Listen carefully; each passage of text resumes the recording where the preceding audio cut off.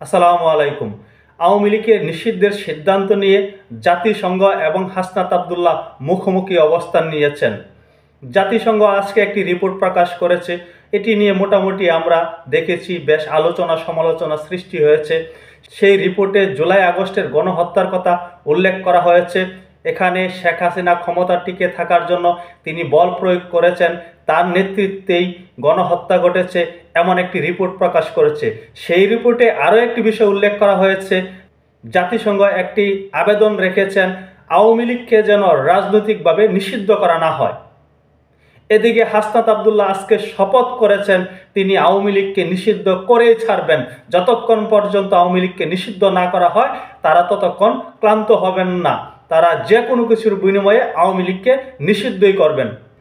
এই যে দাবিটি তুলেছেন এর পিছনে দুটি কারণ রয়েছে আজকের পরিপ্রেক্ষিতে। একটি হলো জাতিসংঘের রিপোর্ট। এখানে জাতিসংঘের রিপোর্টে বলা হয়েছে শেখ হাসিনার নেতৃত্বে বাংলাদেশে গণহত্যা হয়েছে। অন্যদিকে গাজীপুরে সাবেক মুক্তিযোদ্ধা বিষয়ক মন্ত্রী আকম মোজাম্মেল হকের বাসায় হামলার শিকার হয়েছিল বৈষম্যবিরোধী ছাত্র আন্দোলনের বেশ কয়েকজন নেতা।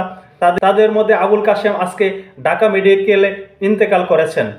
তারই পরিপ্রেক্ষিতে হাসনাত আবদুল্লাহ এই দাবি তুলেছেন। কাশেমের জানাজা শেষে একটি বিক্ষোভ মিছিল করেছে বৈষম্য বিরোধী ছাত্র আন্দোলনের ব্যানারে। আন্দোলনের আলোচনাতে হাসনাত আবদুল্লাহ এমন দাবি তুলেছেন এবং শপথ বাক্য পাঠ করেছেন যে তারা আওয়ামী লীগকে নিষিদ্ধই করে ছাড়বে। এখন কারটা কার্যকর হবে? বৈষম্য বিরোধী ছাত্র আন্দোলন বলছে তারা যে কোনো কিছুর বিনিময়ে আওয়ামী লীগকে নিষিদ্ধ করবে। অন্যদিকে জাতিসংঘ বলছে জুলাই আগস্টে বাংলাদেশে গণহত্যার মতন ঘটনা ঘটেছে, এখানে আওয়ামী লীগের নেতৃত্বস্থানীয় বেশ কয়েকজন জড়িত, 10 জনের নেতৃত্ব রয়েছে এই গণহত্যার মধ্যে, তার মধ্যে অন্যতম শেখ হাসিনা। কিন্তু তারা তো বলছে আওয়ামী লীগকে রাজনৈতিকভাবে নিষিদ্ধ করা যাবে না। এখন কার দাবি পূরণ করবে সরকার, জাতিসংঘের নাকি হাসনাত আবদুল্লাহদের? জাতিসংঘ যে প্রতিবেদনটি দিয়েছে এখানে বেশ কিছু তথ্য উপাত্ত উঠে এসেছে, যা নিয়ে আলোচনা সমালোচনাও শুরু হয়েছে।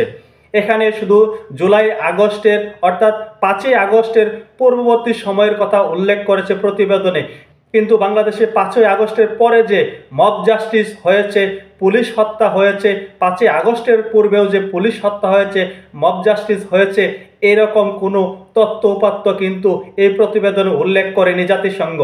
এ নিয়ে কিন্তু নেটিজেনরা সমালোচনা শুরু করে দিয়েছেন জাতিসংঘের এই প্রতিবেদনকে, এবং সেই প্রতিবেদনকে অনেকে প্রশ্নবিদ্ধ করছেন। আমরা এই আলোচনাটি কিন্তু সোশ্যাল মিডিয়াতে দেখতে পাচ্ছি। বাংলাদেশে জুলাই এবং আগস্টের 5 তারিখ পর্যন্ত অনেক হত্যাকাণ্ডই ঘটেছে, এরপরেও তো অনেক হত্যাকাণ্ড ঘটেছে, সেগুলো কেন জাতিসংঘের প্রতিবেদনে উঠে আসলো না? এই নিয়ে অনেকে প্রশ্ন করছেন। অনেকে বলছেন এক প্রেসি প্রতিবেদন দিয়েছে জাতিসংঘ। জাতিসংঘ 200-র উপরে আহত এবং ভিকটিমের ইন্টারভিউ নিয়েছে, তারা সাক্ষাৎকার নিয়ে এই প্রতিবেদনটি দিয়েছে। এখানে তো আওয়ামী লীগ বা যাদেরকে গণহত্যাকারী বলা হয়েছে তাদের তো কোনো সাক্ষ্য নেওয়া হয়নি, তাদের কোনো বক্তব্য উল্লেখ করা হয়নি। এজন্য অনেকে বলছেন এই প্রতিবেদনটি একপক্ষ। যাই হোক, সেই বিতর্কে যাচ্ছি না। জাতিসংঘ প্রতিবেদন দিয়েছে, এই প্রতিবেদনের পরিপ্রেক্ষিতে আরও তদন্ত হবে। তদন্তে যদি শেখ হাসিনা এবং শেখ হাসিনা দোষর যারা রয়েছে তারা যদি গণহত্যার সাথে জড়িত থাকে, তাদের অবশ্যই বিচারের কাঠগড়ায় দাঁড়াতে হবে। প্রকৃত দোষীদের বিচার হোক, এটি আপনি আমি সকলেই চাই। কিন্তু জাতিসংঘের প্রতিবেদনের জের ধরেই তো আর বিচার সাধিত করা যায় না। এখানে আরও তথ্য উপাত্ত থাকতে হবে, তদন্ত হবে। এখানে শেখ হাসিনার নাম রয়েছে, আরও সাথে সাথে আরও 10 জনের নাম রয়েছে। তারা যদি অপরাধী চিহ্নিত হয়, তদন্তে বেরিয়ে আসে নিরপেক্ষ তদন্তের মাধ্যমে যে তারাই গণহত্যাকারী, তাদের বিচার হোক, এটি আপনি আমি সকলেই কামনা করি। তবে তদন্তটা যেন নিরপেক্ষ হয়। এখন যে হাসনাত আবদুল্লাহ এবং জাতিসংঘ মুখোমুখি অবস্থান নিয়েছে, এর কি হবে? হাসনাত আবদুল্লাহরা বারংবারই বলে আসছে, পূর্বের থেকে বলে আসছে তারা আওয়ামী লীগকে নিষিদ্ধ করবে। শুধু হাসনাত আবদুল্লাহ নয়, আরও যারা বৈষম্যবিরোধী ছাত্র আন্দোলন নেতারা রয়েছেন তারা বলছেন, বিভিন্ন রাজনৈতিক সংগঠনের পক্ষ থেকে বলছেন আওয়ামী লীগকে নিষিদ্ধ করতে হবে। এদিকে উপদেষ্টারাও মাঝে মাঝে বলছেন আওয়ামী লীগকে নিষিদ্ধ করতে হবে। মাঝে মাঝে বললে ভুল হবে, এখানে যে ছাত্র প্রতিনিধি যারা রয়েছেন 3 জন, তারা সর্বদাই বলে থাকেন আওয়ামী লীগকে নিষিদ্ধ করা হবে। এখন কাকে প্রায়োরিটি দেওয়া হবে বাংলাদেশে? হাসনাত আবদুল্লাহদের নাকি জাতিসংঘকে? জাতিসংঘকে যদি এই বিষয়ে প্রায়োরিটি না দেওয়া হয়, এখানে কিন্তু একটি প্রশ্ন থেকে যায়। জাতিসংঘ একটি আবেদন করেছে, একটি আহ্বান করেছে যেন আওয়ামী লীগকে নিষিদ্ধ করা না হয়। এখন যদি সেই আহ্বানকে উপেক্ষা করে আওয়ামী লীগকে নিষিদ্ধ করা হয়, তাহলে কি দাঁড়ায়? তাহলে প্রতিবেদনটি প্রশ্নের সম্মুখীন হবে। এখানে আওয়ামী লীগের পক্ষে একটি কথা বলেছে, সেটিকে আপনারা প্রায়োরিটি দেবেন না।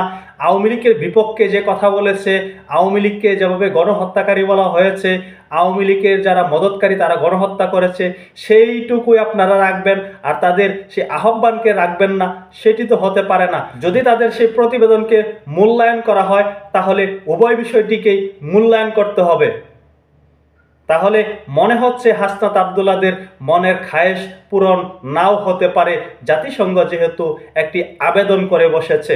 আর জাতিসংঘের আবেদনকে উপেক্ষা করতেও পারে। তাহলে এই যে জাতিসংঘের যে প্রতিবেদনটা দিয়েছে যে বাংলাদেশে গণহত্যা হয়েছে জুলাই আগস্টে, সেটিকেও বাদ দিতে হবে। পুরো প্রতিবেদনটিকে বাদ দিতে হবে। জাতিসংঘকে উপেক্ষা করতেই পারেন। তারা বাংলাদেশের মব জাস্টিস নিয়ে যে ধরনের কথাবার্তা বলে থাকে, মাঝে মাঝেই কিন্তু আমরা দেখি তারা এমনভাবে কথা বলে যাতে প্রমাণ হয় চোরকে বলে চুরি করো, গৃহস্থকে বলে সজাগ থাকো। যাই হোক, দেখা যাক আওয়ামী লীগের কপালে কি আছে। সকলে ভালো থাকুন। আল্লাহ হাফেজ।